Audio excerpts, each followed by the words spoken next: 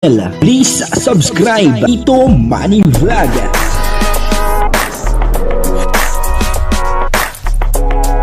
Payagan po si Tito Manny Vlog na mag-reactor para pambiling gamot sa kanya pong karamdaman. Wala man siyang records ng ng awayan. Bukod po pala kay Carla, meron pong pinagsasabihan ng problema. Etong si Kalingap Jomar.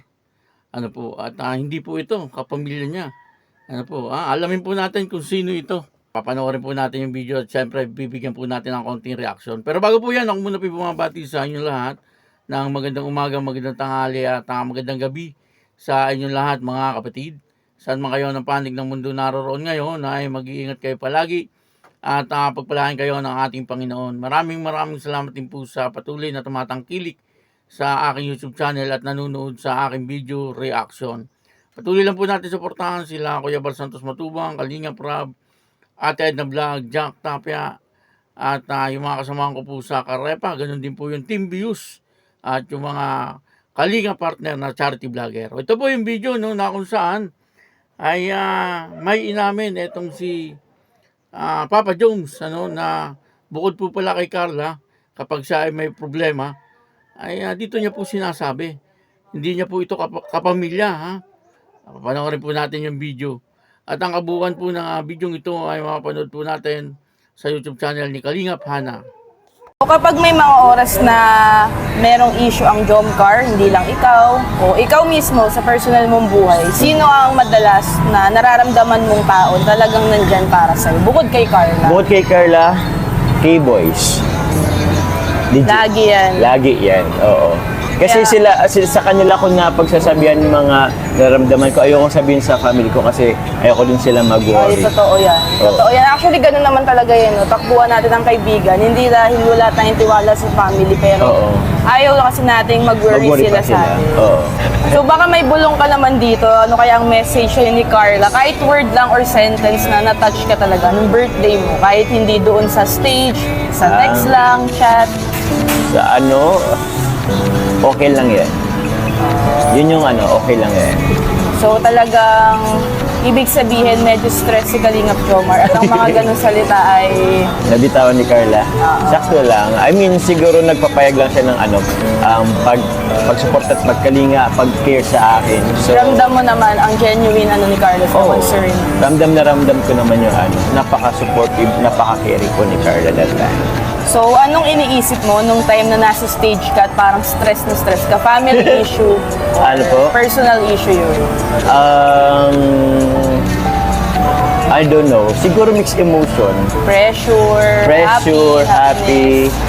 Pero siguro more on happiness din naman. Kasi first time mo daw mag-birthday ng ganun, diba? Opo. The last time na nag-birthday ako sa Kalingap, nasa isang parang transient kami, parang gano'n. Tapos merong konting swimming. Okay. And that time po, first time ko nga lang din magkaroon ng ganung event ko sa birthday ko. Kaya yun, happy din talaga ako. Thank you po sa GCFFI family. Maraming salamat. Thank you so much po, syempre, sa mga sponsors ni Kalingap Jomar. Thank you So, po. kino-comfort ka ba ni Carla kapag di ka okay? Paano?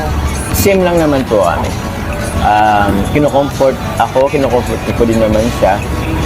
Sa pag-comfort niya sa akin, paano? Siguro yung assurance lang siguro na pinapa-feel niya na kahit anong mangyari, andyan lang siya. It's a big help na rin sa akin. So, nararamdaman mo naman ang presensya ni Carla Lagi. So, kapag may mga oras na merong issue ang Jomcar, hindi lang ikaw o ikaw mismo sa personal mong buhay, sino ang madalas na nararamdaman mong tao talagang nandyan para sa'yo? Bukod kay Carla. Bukod kay Carla, K-Boys. Lagi yan. Lagi yan, oo. Kasi Yeah. sila sa kanila ko na pagsasabihan ng mga nararamdaman ko, ayoko sabihin sa family ko kasi ayoko din sila Ay, mag-worry. totoo yan. Totoo yan. Actually, ganun naman talaga yan. Takbuhan natin ang kaibigan. Hindi dahil wala tayong tiwala sa family, pero Oo. ayaw lang kasi nating mag-worry Mag-worry sila pa sa atin. Oo. So, totoo ba ang malaki ang epekto sa inyo ni Carla ng mga toxic supporters? Epekto, dati siguro oo. Ngayon, nakakaya nang i-handle by not handling. Alam mo ba yun? Oo, magulo pero malalim. Magulo pero malalim. Oo, gets. Yun po, no, bukod po pala kay Baby Carla, ay itong si Papa Jones, ay may pinagsasabihan ng kanyang problema. Ano? At sinabi niya, ito po ay sa K-Boys. Ano? Kasi yung K-Boys, para na rin yung mga kapatid. Ano po? Hindi lang po natin alam, no, kung sino sa mga K-Boys ang pinagkakatiwalaan niya talaga. Ano po? At yun na, ano, dito ay sinabi niya na talagang si Carla ay naandyan po palagi, ano, para sa kanya.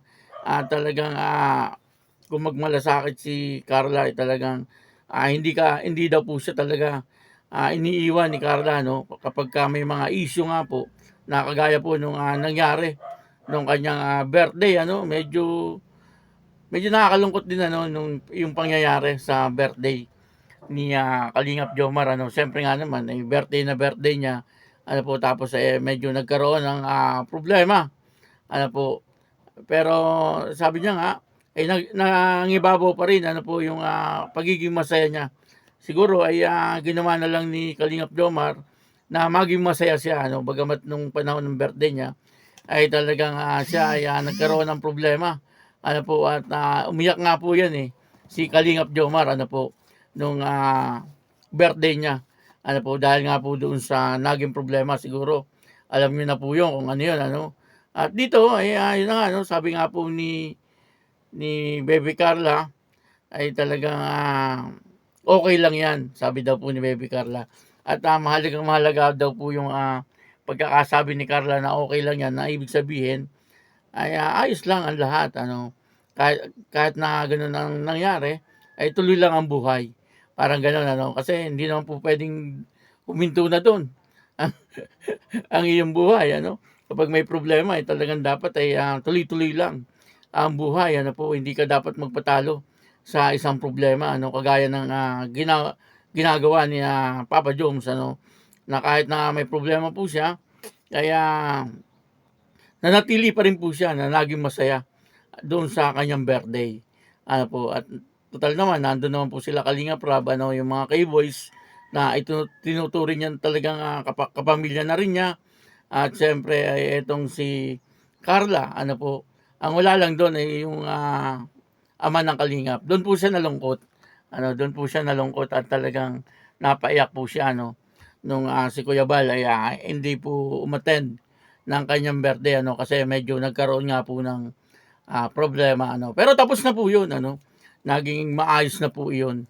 At nakakatuwa naman, ano po, na sa ngayon nakikita po natin na si Kalingap Jomar at si Carla ay talagang maayos na maayos. Ano po, bagamat may mga pinagdaraanan silang mga issue, ano, mga buzzer.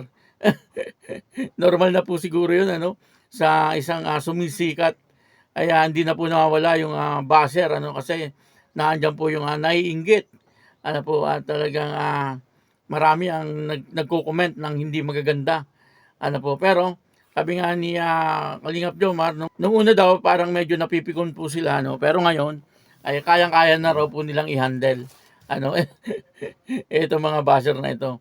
Kaya wala pong magagawa, ano, yung mga buzzer, ano, dito sa Jomcar, kasi nananatili pong matatag etong Jomcar, ano po. At nakikita naman po natin, ano po, kung paano magsuportahan itong dalawa, no. Sabi nga po ni Kalingap Jomar or ni Papa Jones, ano, kino-comfort daw po siya ni Carla, at ganun din daw po ang ginagawa niya dito kay Carla, no, kapag meron daw po silang problema.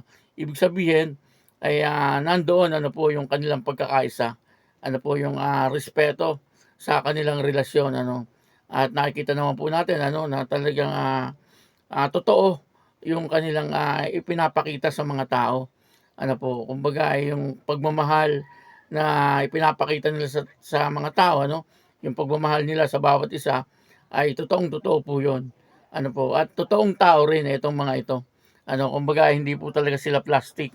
Kaya nakakatuwa din po suportahan, ano, yung mga ganitong tao, kasi alam po natin na ang lahat ng kanilang sinasabi ay makatotohanan. Kumbaga ay walang halong kaplastikan. At kung may mga problema po sila, ay talagang nagtutulungan po silang dalawa. Masasabi po natin sa ngayon ay maayos ano po ang relasyon ng dalawang ito ni Baby Carla at saka ni Papa Jones, at maging si Papa Jones ngayon ay okay na.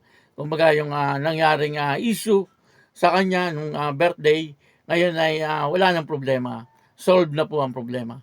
Kaya yun, maraming salamat po sa inyo lahat, at patuloy lang po natin suportahan ng Jomcar.